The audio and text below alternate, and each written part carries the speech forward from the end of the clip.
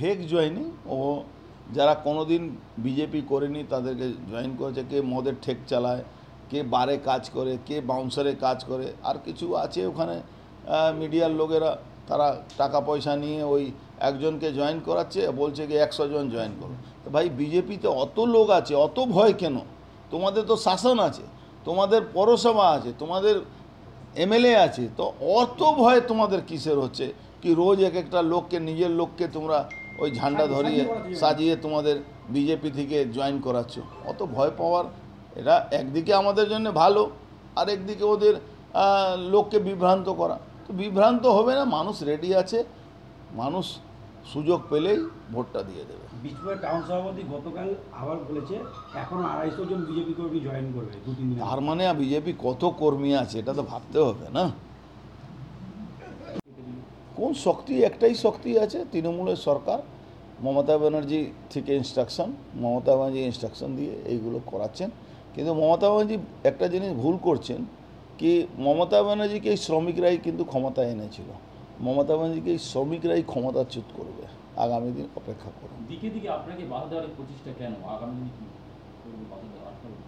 এই ভয়টা ভালো, মানুষ আমাদের সঙ্গে আছে, মমতা ব্যানার্জি সরকার ভয় পাচ্ছে, এটা একটা গুড সাইন। আমরা মানুষের কাজ করতে পারছি, মানুষের সঙ্গে আছি, এটা আমাদের জন্য একটা গুড সাইন, আর মমতা ব্যানার্জির জন্য খারাপ সাইন। বিজেপি দেখা যাচ্ছে যে কেন গেটমিট করতে দেওয়া হলো না? দেখুন, মমতা ব্যানার্জি এখন ফাসিস্টবাদী রাজনীতির নায়ক হয়েছে।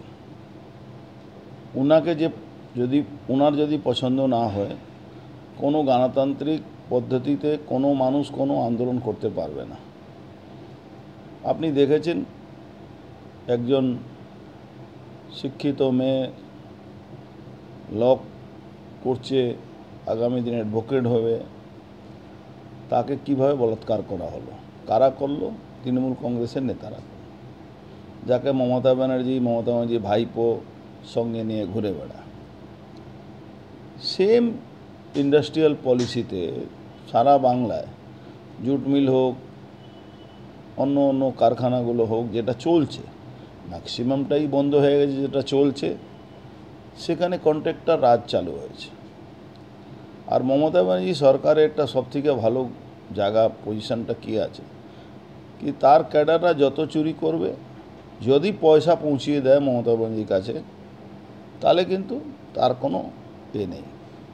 আজকে এক্সাইড ব্যাটারিতে জিএসটি চুরি হচ্ছে। আমি সেন্ট্রাল গভর্নমেন্টের ইন্ডাস্ট্রি মিনিস্টার, এক্সাইজ মিনিস্টার সবার কাছে আমি চিঠি পাঠিয়েছি। জিএসটি চুরি করছে, পলিউশন এখানে যা তা করছে, ইললিগালভাবে যারা কন্ট্রাক্টর লেবার ছিল তাদেরকে পার্মানেন্ট না করে লাখ লাখ টাকা, 70, 7 লাখ, 8 লাখ, 10 লাখ টাকা নিয়ে তৃণমূলের ইউনিয়ন আর ম্যানেজমেন্টের কিছু লোক মিলে পার্মানেন্ট করছে। আমাদের ইউনিয়ন বহুদিন ধরে ওখানে আছে, আমাদের ইউনিয়নকে ইললিগালভাবে আমরা কোর্টে মামলা করেছি, ইললিগালভাবে আমাদের ইউনিয়নে মান্যতাটা শেষ করলো। কি আমাদের অ্যাড্রেস ভুল আছে, ভাবতে পারেন? হাইকোর্টে মামলা চলছে। হাইকোর্ট জানেন আমাদের দেশে কোর্টের অনেক সমস্যা আছে, যেখানে সময় মতন বিচার পাওয়া যায় না। তারপরে অন্য একটা ইউনিয়ন আছে, যে ইউনিয়নটা ওখানকার শ্রমিকরা ইউনিয়নে জমা করলো, তাকে ইললিগালভাবে, আপনি ইউনিয়ন যে রেজিস্টার্ড ইউনিয়ন আছেন তাকে আপনার মানতে বাধ্য আছেন, কিন্তু পশ্চিমবাংলায় কোনো আইন মানা যায় না। ইললিগাল পার্মানেন্ট করা, বাইরে থেকে লোক নিয়ে এসে পার্মানেন্ট করা, পয়সা নেওয়া, তার প্রতিবাদ করা, ওই জিএসটি চুরি করা, পলিউশন জন্য অনেক লোকের অসুস্থতা ওখানে বেড়ে যাচ্ছে, নানা রকম সমস্যাকে নিয়ে আমাদের একটা ওখানে এই এক্সাইড ফ্যাক্টরিতে আমরা একটা আন্দোলন করার জন্য গেট মিটিং করলাম। গেট মিটিং রোডের উপরে হয়, গেট মিটিংয়ের পারমিশন কোনো দিন কোনো ফ্যাক্টরিকে দিতে হয় না। কেন? যেহেতু পিডব্লিউডি জায়গা, সেখানে পারমিশন পায় থানা থেকে পারমিশন, এটাই কালচার আছে, এটাই নিয়ম আছে। আমরা সব জায়গা, এই দেখুন সব জায়গা আমরা পারমিশনে দিয়েছি, পারমিশন পেয়েওছি। পারমিশনের জন্য আমরা যখন দিলাম, পারমিশন আমাদের দিল, এই দেখুন পারমিশন আমরা দিয়েছিলাম। পারমিশন দেওয়ার পরে কালকে রাত্রিবেলা যখনই কাকিনাড়া জুট মিলে আমাদের মিটিংটা শেষ হলো, হাজার হাজার শ্রমিক ওখানে আমাদের ইউনিয়নের তলা, আমাদের বিজেপি ঝান্ডা তলায় পতাকার নিচে তারা আমাদের কথা শুনলো। ওখানে মিটিংটা প্রায় 1000-3 লোক ওখানে উপস্থিত হলো। শ্রমিকরা সব মিল থেকে ছুটি পাওয়ার পরে ওখানে জমে গেল। এই ভয়ে কাঁপুনি ধরে নিল। তার পুলিশ নিজের এখতিয়ারের বাইরে গিয়ে ম্যানেজমেন্টের সঙ্গে হাত মিলিয়ে ম্যানেজমেন্ট থেকে একটা মেল করালো। এই মেলটা করিয়ে ম্যানেজমেন্ট একটা মেল করলো। ম্যানেজমেন্ট মেল করার পরে বলল যে আমার এখানে নাকি ল অ্যান্ড অর্ডার সিচুয়েশন খারাপ। আপনি ভাবুন তো, ম্যানেজমেন্টের এখতিয়ার আছে কি এক্সাইড ব্যাটারি কারখানার এখতিয়ার আছে কি বাইরে কে মিটিং করবে না মিটিং করবে, উনি কাকে মান্যতা দেবেন না দেবেন সেটা তো ওনার ব্যাপার নয়।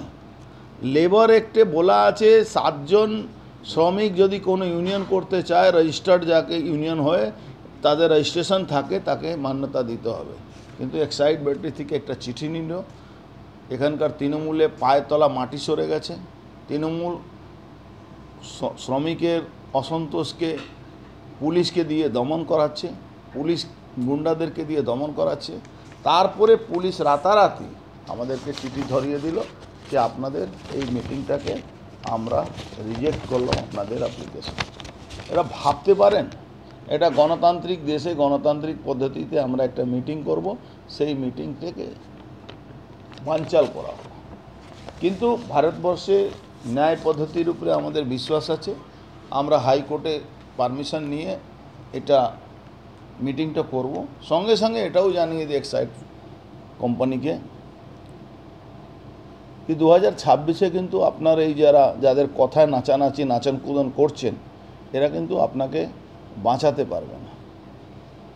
আপনি ইল্লিগালি এখানে পলিউশন এই এলাকার মধ্যে ছড়াচ্ছেন, আপনি জিএসটি চুরি করছেন, আপনি নানা রকম দুর্নীতির সঙ্গে যুক্ত আছেন। আর তৃণমূলের ইউনিয়নের সঙ্গে হাতে হাত মিলিয়ে আপনি এই দুর্নীতিগুলো করছেন। আমরা হাইকোর্টে মামলা করে, যেরকম আমাদের 100 লোকের চাকরি আপনি খেয়ে নিয়েছিলেন, আমরা হাইকোর্ট থেকে অর্ডার করিয়ে চাকরিতে এসেছিলাম। আমরা আপনার যত দুর্নীতি আছে সবটাই হাইকোর্টে নিয়ে যাব। আমরা সব ইন্ডাস্ট্রি মিনিস্টার থেকে পলিউশন মিনিস্টার থেকে আমরা প্রধানমন্ত্রীকেও জানিয়েছি কি যেভাবে এখানে এক্সাইড ব্যাটারি পলিউশন এখানে ছড়িয়ে দিচ্ছে, সেটাকে ইমিডিয়েট স্টেপ নেওয়া দরকার আছে। নালে ভোপাল গ্যাস কাণ্ডের মতন একটা বড় অঘটন এখানে ঘটবে। তৃণমূলের যারা এখানে ইউনিয়ন বা তৃণমূলের সরকার যারা আছে, তারা পয়সা দিলে তারা নিজেও বিষ খেতে রাজি আছে, পয়সা পেলেই হলো। তার জন্যে এরা দেখছে শ্রমিক প্রতিবাদ করছে, শ্রমিক আওয়াজ তুলছে, তার জন্যে এরা এই 24 ঘন্টা ইন্ডিয়া টিভি সর্বদা সবার পাশে সবার মাঝে। আজ এ পর্যন্ত। সঙ্গে রাখুন 24 ঘন্টা ইন্ডিয়া টিভি। দেখতে থাকুন সব জেলার সব খবর সবার আগে 24 ঘন্টা ইন্ডিয়া টিভির পর্দায়। নমস্কার।